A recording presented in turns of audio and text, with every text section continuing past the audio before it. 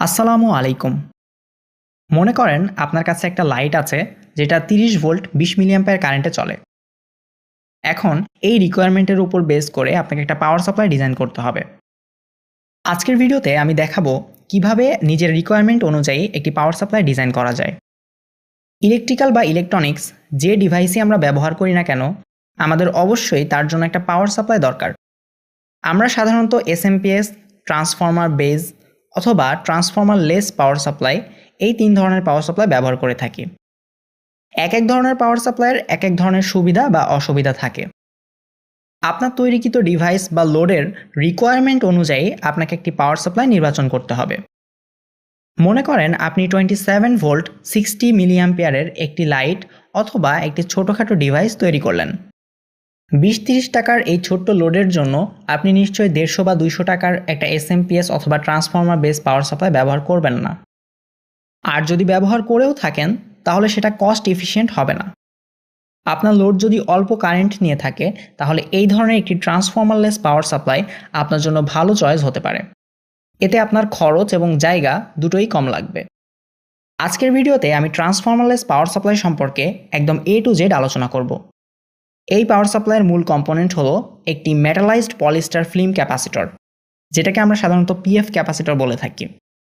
এই ক্যাপাসিটরের ক্যালকুলেশন সহ কোথায় কত মানের কম্পোনেন্ট বসাতে হবে এবং প্রত্যেকটি কম্পোনেন্ট সম্পর্কে একদম বিস্তারিতভাবে আলোচনা করব এই ভিডিওতে।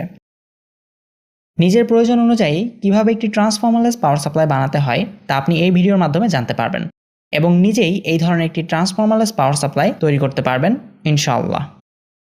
যদি কিছু শিখতে চান তাহলে অবশ্যই ভিডিওটি না টেনে দেখতে হবে, কারণ ভিডিওর বিভিন্ন জায়গায় বিভিন্ন ধরনের ইনফরমেশন দেওয়া আছে। হ্যালো ভিউয়ার্স, আমি মোহাম্মদ তারিকুল ইসলাম রিয়ন এবং আপনারা দেখছেন ইঞ্জিনিয়ারিং টেকনোলজি। তো চলুন ভিডিওটি শুরু করা যাক। প্রথমেই বলে রাখি, ব্যাটারি বা এসএমপিএস জাতীয় পাওয়ার সাপ্লাইয়ের ক্ষেত্রে আউটপুট ভোল্টেজ ফিক্স থাকে এবং কারেন্ট ফিক্স থাকে না। কিন্তু এই ধরনের ট্রান্সফর্মারলেস পাওয়ার সাপ্লাইয়ের ক্ষেত্রে বিষয়টা পুরোপুরি উল্টো। এই ধরনের পাওয়ার সাপ্লাইয়ে আউটপুট কারেন্ট ফিক্স থাকে কিন্তু আউটপুট ভোল্টেজ ফিক্স থাকে না। এই কথার অর্থ আস্তে আস্তে ভিডিওর মধ্যে বুঝতে পারবেন। এবার আসি মূল ভিডিওতে। আপনি যখন 2 ভোল্টের একটা ব্যাটারির সাথে 2 ভোল্টের একটা এলইডি কানেক্ট করবেন, তখন এলইডিটি তার প্রয়োজন অনুযায়ী ব্যাটারি থেকে কারেন্ট নিতে থাকবে। কিন্তু যখন 2 ভোল্টের এলইডি এর সাথে 5 ভোল্টের সাপ্লাই কানেক্ট করবেন, তখন বাড়তি 3 ভোল্ট এলইডি এর ভেতর দিয়ে প্রয়োজনের অতিরিক্ত কারেন্ট প্রবাহ করার চেষ্টা করবে, যার ফলে লোডটি নষ্ট হয়ে যাবে। এই অতিরিক্ত কারেন্টটাকে বাধা দেওয়ার জন্য আমরা রেজিস্টর ব্যবহার করি।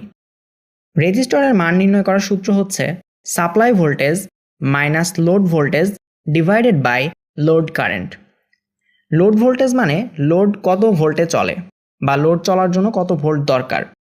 লোড কারেন্ট মানে লোডের কত অ্যাম্পিয়ার কারেন্ট দরকার। এখানে সাপ্লাই বা ব্যাটারি হলো 5 ভোল্ট এবং এলইডি এর ভোল্টেজ হচ্ছে 2 volt divided by 20 milliampere current. আমি 20 মিলিঅ্যাম্পিয়ারকে 0.02 অ্যাম্পিয়ার লিখেছি, কারণ উপরে ভোল্টেজ এবং নিচে অ্যাম্পিয়ারে মানগুলো বসাতে হয়। আর মিলিঅ্যাম্পিয়ারকে অ্যাম্পিয়ারে নিতে চাইলে মিলিঅ্যাম্পিয়ারকে 1000 দিয়ে ভাগ করতে হয়। ক্যালকুলেশন করার পর অ্যান্সার আসলো 150 ওহম। রেজিস্টরের ওহমিক ভ্যালুর সাথে ওয়াটের ভ্যালু জানাটাও জরুরি। কম ওয়াটের রেজিস্টর লাগালে রেজিস্টর পুড়ে নষ্ট হয়ে যায়। রেজিস্টরের পাওয়ার বা ওয়াট বের করার জন্য 3টি সূত্র আছে। আমি প্রথম সূত্রটি ব্যবহার করছি। ক্যালকুলেশনের পর অ্যান্সার আসলো 0.06 ওয়াট, অর্থাৎ এখানে একটা কোয়ার্টার ওয়াটের রেজিস্টর লাগালেই হবে। কিন্তু ভোল্টেজ যদি হয় 230, তখন 11.4 কিলো ওহম এবং 4.5 অর্থাৎ প্রায় 5 ওয়াটের একটা রেজিস্টর লাগাতে হবে, যা প্রায় আমাদের রান্নাঘর বা বাথরুমে লাগানো 5 ওয়াটের একটা এলইডি লাইটের সমান কারেন্ট খাবে। একটা ছোট্ট এলইডি জ্বালানোর জন্য আমরা নিশ্চয়ই এত বড় ওয়াটের রেজিস্টর ব্যবহার করব না। লোড যদি আরেকটু বড় হয় তাহলে এইরকম বিশাল আকারের একটা রেজিস্টর বসাতে হবে, যা বিশাল একটা সমস্যার বিষয়। এই সমস্যা সমাধানের জন্য আমরা ছোট্ট একটা পিএফ ক্যাপাসিটর ব্যবহার করতে পারি। ক্যাপাসিটরের ধর্ম হচ্ছে এটা ডিসি কারেন্টকে বাধা প্রদান করে এবং এর ভিতর দিয়ে প্রবাহিত হতে দেয় না, কিন্তু এসি কারেন্টকে প্রবাহিত হতে দেয়। আবার এসি কারেন্টের ফ্রিকোয়েন্সি যত বেশি হবে, ক্যাপাসিটরের ইন্টারনাল রেজিস্ট্যান্স তত কম হবে। আবার ফ্রিকোয়েন্সি যত কম হবে, ক্যাপাসিটরের ইন্টারনাল রেজিস্ট্যান্স তত বেশি হবে। অর্থাৎ এসি কারেন্টের ফ্রিকোয়েন্সির উপর ক্যাপাসিটরের রেজিস্ট্যান্স নির্ভর করে। এই ক্ষেত্রে ক্যাপাসিটরের রেজিস্ট্যান্সকে বলা হয় ক্যাপাসিটিভ রিঅ্যাক্ট্যান্স, যাকে এক্সি দ্বারা প্রকাশ করা হয়। আমি যেহেতু একটা AC two DC power supply বানাবো, তাই ক্যাপাসিটরের পরে একটি ব্রিজ রেকটিফায়ার বসাতে হবে। ক্যাপাসিটর অতিরিক্ত ভোল্টেজকে ড্রপ করবে এবং ব্রিজ রেকটিফায়ার এসিকে ডিসিতে কনভার্ট করবে। রেকটিফায়ারের আউটপুটে পালসেটিং ডিসি পাওয়া যায়। ব্রিজ রেকটিফায়ার বা পালসেটিং ডিসি সম্পর্কে জানার জন্য আমার এই ভিডিওটি দেখতে পারেন। পালসেটিং ডিসিকে ফিল্টার করে পিওর ডিসিতে কনভার্ট করার জন্য একটা ফিল্টার ক্যাপাসিটর বসাতে হয়। এখন এই সার্কিটে আপনি যদি লোড কানেক্ট করেন তাহলে আপনার লোডটি জ্বলবে ঠিকই, কিন্তু এখনও অনেক কাজ বাকি আছে। সাপ্লাই অফ করে দেওয়ার পরও ক্যাপাসিটর চার্জ ধরে রাখে। সেজন্য প্লাগ খুলে ফেলার পরও যদি কোনোভাবে ক্যাপাসিটর বা প্লাগের গায়ে হাত লাগে তাহলে আপনি প্রায় 300 ভোল্টের শক খেতে পারেন। এতে মানুষের বড় ধরনের ক্ষতি হতে পারে। তাই প্লাগ খুলে ফেলার পর ক্যাপাসিটর যেন আপনা আপনি ডিসচার্জ হতে পারে, সেজন্য ক্যাপাসিটরের প্যারালালে একটা রেজিস্টার লাগাতে হয়। একে বলা হয় ব্রিডার রেজিস্টার। এর মান 1 মেগা ওহম বা তার কাছাকাছি রাখলে ভালো হয়, কারণ এই রেজিস্টারের মান কম হলে এর ভেতর দিয়েও কারেন্ট ফ্লো হবে, যার ফলে কাঙ্ক্ষিত কারেন্টের চেয়ে বেশি কারেন্ট আপনার লোডে যাবে। আর এই ধরনের একটা সাপ্লাইয়ের ক্ষেত্রে কারেন্টের কম বেশি একটা বড় ধরনের সমস্যা। এই সমস্যার পর আপনি আরেকটি নতুন সমস্যা ফেস করবেন। ক্যাপাসিটরের একটা ধর্ম হচ্ছে চার্জ শূন্য অবস্থায় ক্যাপাসিটরকে সাপ্লাইয়ের সাথে কানেক্ট করলে ক্যাপাসিটর কয়েক মিলি সেকেন্ডের জন্য শর্ট সার্কিটের মতো আচরণ করে। তাই এই সার্কিটকে সাপ্লাইয়ের সাথে কানেক্ট করলে সার্কিটের মধ্যে খুব অল্প সময়ের জন্য একটা কারেন্ট স্পাইক আসবে, যা আমাদের লোডকে নষ্ট করে ফেলতে পারে। এই ইনরাশ কারেন্টকে লিমিট করার জন্য আমরা ক্যাপাসিটরের সিরিজে একটা অল্প ওহমের রেজিস্টার ব্যবহার করি। এই রেজিস্টারের মান 10 থেকে 50 ওহমের মধ্যে রাখলে ভালো হয়, কারণ এই রেজিস্টারের মান বেশি হলে আপনার লোড কাঙ্ক্ষিত কারেন্ট পাবে না। সেজন্য আমি 10 ওহম হাফ ওয়াটের একটা রেজিস্টার ব্যবহার করেছি। এখন সার্কিটটা মোটামুটি কমপ্লিট, তবে নিরাপত্তার জন্য আপনি চাইলে একটা সুইচ এবং একটা ফিউজ ব্যবহার করতে পারেন।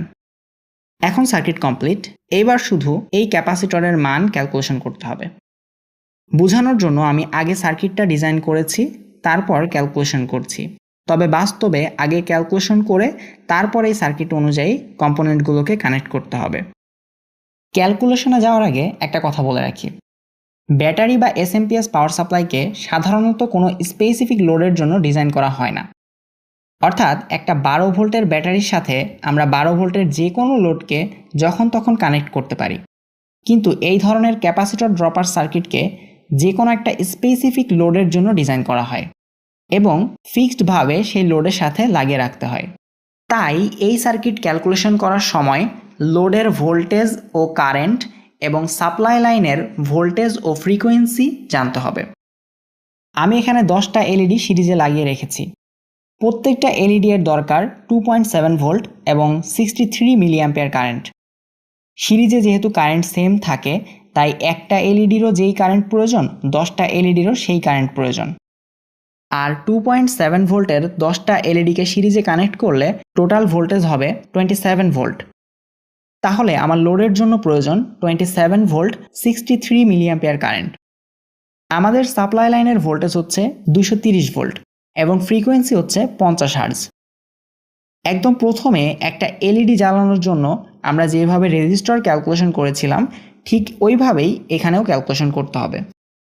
আমার এখানে সাপ্লাই ভোল্টেজ 230, কিন্তু লোডের জন্য লাগবে মাত্র 27 ভোল্ট, তাহলে ড্রপ করতে হবে 203 ভোল্ট। এখন আমার এমন একটা রেজিস্টর লাগবে যে রেজিস্টর 63 মিলি অ্যাম্পিয়ার কারেন্ট দিতে পারবে এবং 203 ভোল্টকে ড্রপ করবে। রেজিস্টর নির্ণয়ের সূত্র হচ্ছে R is equal to V ভাগ I। মান বসিয়ে ক্যালকুলেশন করলে অ্যান্সার আসলো 3222 ওহম।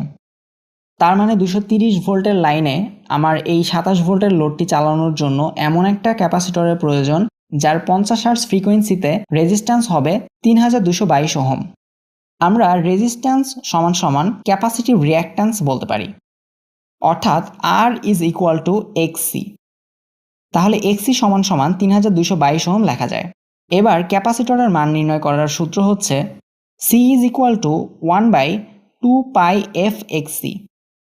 এখানে পায়ের মান আমরা জানি 3.1416, ফ্রিকোয়েন্সি এফ সমান দেওয়া আছে 50 হার্জ এবং এক্সসি বা ক্যাপাসিটিভ রিঅ্যাক্ট্যান্স মাত্র বের করলাম 3222 ওহম।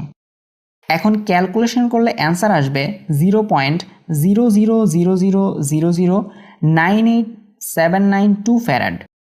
এই ধরনের ক্যাপাসিটরগুলোর রেটিং সাধারণত পিকো ফ্যারাডে হয়ে থাকে, সেজন্য এদের পিএফ ক্যাপাসিটরও বলা হয়। তাই এই ফ্যারাডের ভ্যালুটাকে পিকো ফ্যারাডে কনভার্ট করতে হবে। ফ্যারাড থেকে সরাসরি পিকো ফ্যারাডে যাওয়ার জন্য ফ্যারাডের ভ্যালুর সাথে 10^12 দিয়ে গুণ করতে হবে, অথবা ভেঙে ভেঙেও গুণ করতে পারেন। আমি ভেঙে ভেঙে গুণ করে দেখাচ্ছি। ফ্যারাডের সাথে 1000 গুণ করলে আমরা পাবো মিলিফ্যারাড, আবার মিলিফ্যারাডকে 1000 দিয়ে গুণ করলে আমরা পাবো মাইক্রোফ্যারাড। এখানে আমরা পেয়েছি 0.98 সামথিং মাইক্রোফ্যারাড। 0.98 মাইক্রোফ্যারাডকে কিন্তু আমরা 1 মাইক্রোফ্যারাড ধরতে পারি।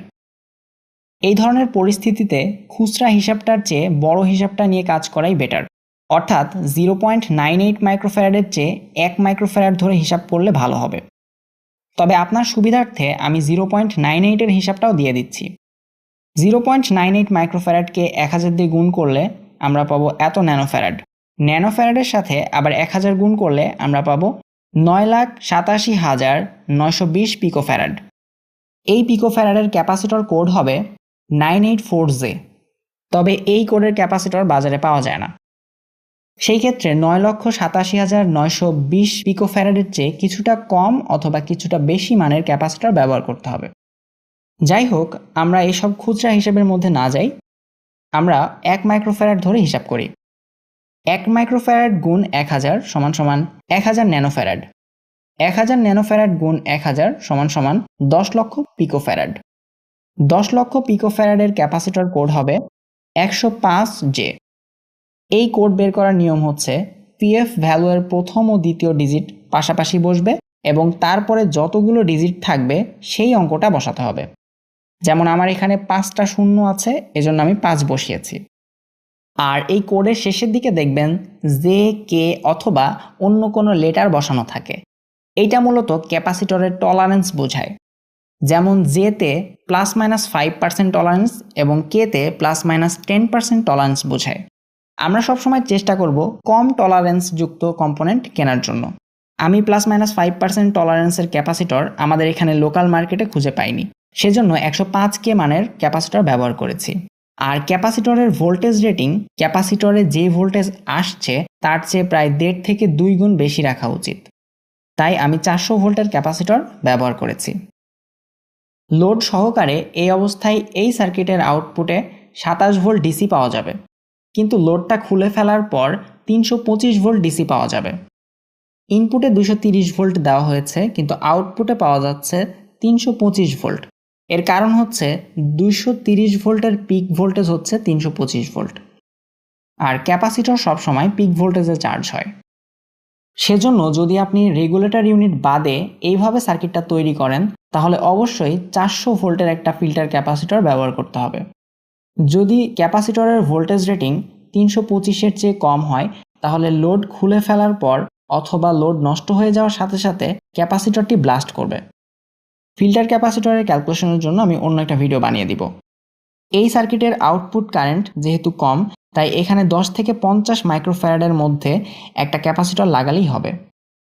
আপনি যদি এই সার্কিটের আউটপুটে একটা ফিক্সড ভোল্টেজ চান তাহলে এইভাবে একটা রেজিস্টর ও একটা জেনার ডায়োড ব্যবহার করতে পারেন। আপনি যদি আউটপুটে সবসময় ফিক্সড 12 ভোল্ট চান তাহলে 12 ভোল্টের একটা জিনার ডায়োড বসাতে হবে।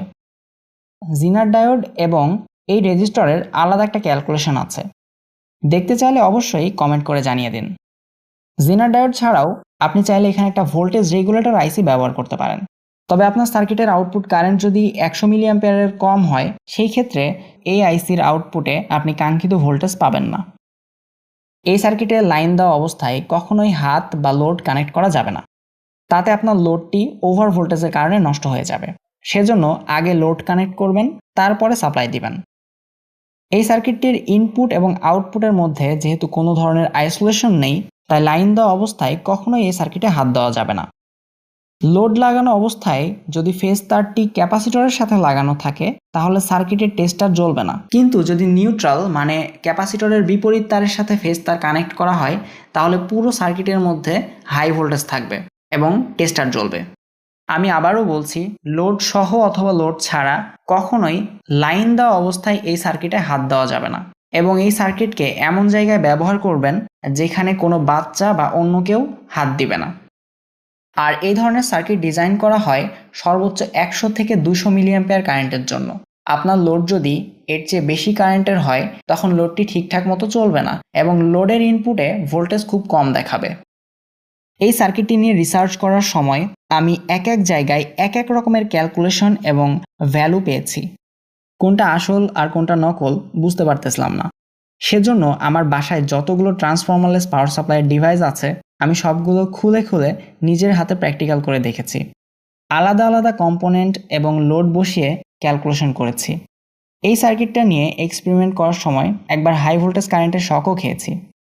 প্রায় একটানা 2 সপ্তাহ কাজ করার পর আমি এই সার্কিটের প্রপার ক্যারেক্টারিস্টিক বুঝতে পেরেছি। যাই হোক, সব পরিশ্রমের উদ্দেশ্য হলো আপনাদের সামনে সহজে সঠিক তথ্যটা উপস্থাপন করা, যাতে আমিও কিছু শেখাতে পারি এবং আপনারাও কিছু শিখতে পারেন। সবাই দোয়া করবেন আমার জন্য, এবং ভিডিওটি যদি ভালো লেগে থাকে তাহলে অবশ্যই একটা লাইক, কমেন্ট এবং চ্যানেলটি সাবস্ক্রাইব করে পাশে থাকা বেল আইকনটি অল করে দিন, যেন পরবর্তীতে আমার আপলোড দেওয়া প্রত্যেকটা ভিডিও সবার আগে আপনার কাছে পৌঁছে যায়। আজকের মতো এ পর্যন্তই। সবাই ভালো থাকবেন, সুস্থ থাকবেন। আল্লাহ হাফেজ।